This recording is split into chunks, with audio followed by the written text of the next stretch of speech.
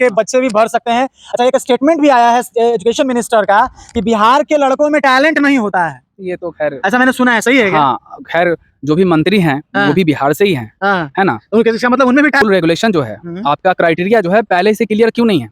अभी तक मतलब साफ नहीं है। अभी तक आप इसमें अमेंडमेंट लगभग 12 से 14 बार कर चुके हैं। इसका कहने का मतलब है कि सरकार का मंशा साफ है कि इन लोगों को घसीटना है चुनाव तक, ऐसा हमको लग रहा है।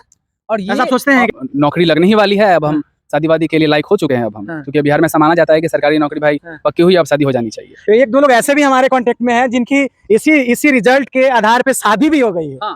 तिलक भी हुआ, लेकिन अच्छा लिया, शादी भी हुआ, लेकिन बाद में पता। दोस्तों नमस्कार, आशा करता हूँ कि आप लोग बहुत ही अच्छे होंगे। आज हमारे साथ बात करने के लिए हैं अभिनीत सर। अभिनीत सर के बारे में यदि मैं कहूँ, अभी अभिनीत सर जो हैं एक शिक्षक हैं और एक प्राइवेट स्कूल में पढ़ाते हैं। स्कूल का नाम है शिवम ग्लोबल स्कूल। वहाँ पे एज ए हिंदी फैकल्टी के रूप में काम कर रहे हैं और बहुत ही अच्छा और बहुत ही बेहतर, बहुत ही टैलेंटेड शिक्षक हैं अभी, ठीक है। और ये अभी आपको मैं बता दूं कि एक टीचर अभ्यर्थी भी हैं जो बीपीएससी अपीयर करने वाले हैं। आज हम बीपीएससी के मुद्दे पे बात करेंगे, आज टीचर्स के मुद्दे पे बात करेंगे कि जो पूरे बिहार में आंदोलन हो रहा है और बच्चे जो हैं, जो टीचर्स हैं, अभ्यर्थी हैं, वो काफ़ी ज़्यादा परेशान हैं और काफ़ी ज़्यादा सरकार से असंतुष्ट हैं। तो हम बात करना चाहेंगे कि आखिर क्या है प्रॉब्लम, सरकार ने क्या गलती इन लोगों के साथ किया, आखिर क्यों ये लोग हैं ना खुश। जरा इनसे हम बात करते हैं। तो अभिनीत जी, जरा बताइए आप लोग कि आप लोग क्यों आंदोलन कर रहे थे सरकार के सामने? आंदोलन करने का जो वजह है वो शुरू से ही ये रहा है कि जो सरकार की नीति रही है उससे सारे अभ्यर्थी नाखुश रहे हैं। अच्छा, क्यों नाखुश रहे हैं, इसके पीछे का कारण बताइएगा। 2019 में सबसे पहले एसटीटी का एग्जामिनेशन लिया गया। 2019 में सबसे पहले एसटीटी का एग्जामिनेशन कंडक्ट किया गया, ठीक है। और उसके बाद एक बार तो एग्जामिनेशन कैंसिल भी कर दिया गया। Very good. दूसरी बार कोरोना काल में ही इसका ऑनलाइन एग्जामिनेशन लिया गया, ठीक है। उसमें भी सारे लोगों ने एग्जामिनेशन दिया। रिजल्ट आया, नोटिफिकेशन में साफ लिखा था कि इसमें उतना ही रिजल्ट आएगा जितने हमारे पास सीट हैं, ठीक है। ठीक है, यानी कि मेरिट लिस्ट निकाला जाएगा, एक मेरिट लिस्ट निकाला जाएगा और जितना सीट है उतना ही नंबर को मेरिट लिस्ट में डाला जाएगा। बिल्कुल सही बात। और आगे उनको जॉब दी जाएगी, ऐसा था, है ना। बहुत सारे जो अभ्यर्थी थे, इवन उनकी शादी की बातचीत भी चल रही थी इसी वजह से कि भाई जल्दी से अब हमारे नौकरी लगने ही वाली है, अब हम शादी वादी के लिए लायक हो चुके हैं अब हम, क्योंकि बिहार में माना जाता है कि सरकारी नौकरी भाई पक्की हुई, अब शादी हो जानी चाहिए। एक दो लोग ऐसे भी हमारे कांटेक्ट में हैं जिनकी इसी रिजल्ट के आधार पे शादी भी हो गई है। तिलक भी हुआ, लेकिन अच्छा लिया, शादी भी हुआ, लेकिन बाद में पता चला कि सरकार ने इसे 7th फेज के रिजल्ट को ही रद्द कर दिया। बिल्कुल सही बात है ना। और उसके बाद फिर क्या हुआ कि जैसे ही मेरिट लिस्ट में नाम आ गया, तो नॉन मेरिट वाले जो थे अभ्यर्थी, सबसे पहले उनका आंदोलन शुरू हुआ। अच्छा, नॉन मेरिट वाले आंदोलन करने लगे थे कि हम नॉन मेरिट में क्यों हैं, हमें भी जॉब दी जाए। अच्छा, हमें भी। ये जरा बताइए कि जो उनका आंदोलन था नॉन मेरिट वाले का, सही था या गलत था? बिल्कुल गलत था। सही गलत है भाई, मेरिट लिस्ट में नाम आया ही नहीं और जबरदस्ती आप कह रहे हैं कि हमें नौकरी दे दो। अब फालतू का ड्रामा। हाँ, तो ऐसा है कि अब सरकार को अपनी कुर्सी बचानी थी, ठीक है, और दोनों को कहीं ना कहीं डिलेमा में रखना था, मेरिट वाले को भी नॉन मेरिट को। अब इनका स्टेटमेंट आता है कि नॉन मेरिट बराबर मेरिट और मेरिट बराबर नॉन मेरिट की बात अब हो गई, ठीक है।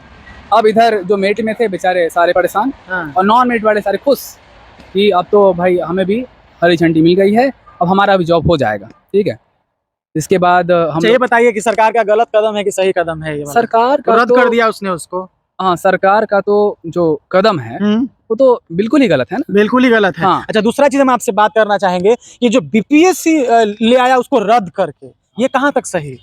देखिए, सबसे मेन बात ये है कि अब सबसे पहले तो नोटिफिकेशन जब आउट हुआ था, आप बार बार रणनीति में चेंजिंग लाते हैं। इवन अगर बीपीएससी की ही बात आप कर रहे हैं, अगर बीपीएससी के थ्रू ही आपको एग्जाम कंडक्ट करनी है, तो इसके लिए भी सारा रूल रेगुलेशन जो है, आपका क्राइटेरिया जो है पहले से क्लियर क्यों नहीं है?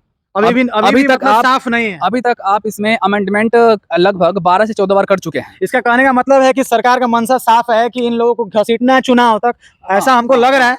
और ये ऐसा सोचते हैं क्या? और बिल्कुल ऐसा मैं सोचता हूँ। और ये कौन सी बहाली प्रक्रिया इतनी लेंदी है जिसमें कि 15 दिनों में 12-13 बार अभी तक संशोधन हो चुका है, लगातार संशोधन हो चुका है। समझ लीजिए सरकार ये सारे संशोधन जो है उसमें बस एक ही बात साफ नजर आ रहा है कि इतने ब्रॉड माइंडेड हमारे मुख्यमंत्री नीतीश कुमार जी हैं, इनको ये लग रहा है कि हम पूरे world, even out of country की भी अगर चांस अगर मिलता है, ऐसा कुछ रूल रेगुलेशन होता है, तो ये देश विदेश के लोगों को भी, अभ्यर्थी को भी यहाँ पर मतलब तो मतलब दूसरे स्टेट वाले को भी बुला रहे हैं, मैंने सुना है ना। बिल्कुल सही एक नियम है कि दूसरे स्टेट के बच्चे भी भर सकते हैं। अच्छा, एक स्टेटमेंट भी आया है एजुकेशन मिनिस्टर का कि बिहार के लड़कों में टैलेंट नहीं होता है। ये तो खैर ऐसा मैंने सुना है, सही है क्या? हाँ, खैर जो भी मंत्री हैं वो भी बिहार से ही हैं, है ना। तो उनके शिक्षा मतलब उनमें भी टैलेंट नहीं, उनमें भी टैलेंट नहीं है और कहीं ना कहीं वो खुद को मतलब बिल्कुल बकवास या फिर कहिए कि डल बता रहे हैं कहीं ना कहीं, जब उनमें टैलेंट नहीं है तो। और बिहार का जो टैलेंट है वो मैं समझता हूँ कि इंडिया के जितने भी स्टेट्स हैं और वहाँ के जो बहुत ही पहुँचे हुए लोग हैं, वहाँ के जो ग्रेट पर्सनालिटीज, उनसे भी छिपी हुई नहीं है। और ये आज के नेतागण इतने गिर गए हैं मतलब अपने सिस्टम को ऊंचा दिखाने के चक्कर में कि बिहारियों को और इवन बिहार के लोगों को और बिहार के टीचर्स को ही कहीं ना कहीं बता रहे हैं कि ये सब योग्य नहीं है। अच्छा, दूसरे को योग्य नहीं बता रहे कि बिहार के अभ्यर्थी योग्य है ही नहीं। हाँ। ठीक है ना, हमारे दूसरे स्टेट के जो बच्चे हैं अभ्यर्थी योग्य हैं। तो मैं आपको बता दूं कि सबसे ज्यादा यूपीएससी में रिजल्ट बिहार का ही होता है। फिर भी एजुकेशन मिनिस्टर साहब कहते हैं कि बिहार के लोगों के पास टैलेंट नहीं है, यहाँ इंग्लिश के टीचर नहीं मिलते हैं, साइंस के टीचर नहीं मिलते हैं, हम लोग को बड़ा परेशान होना पड़ता है।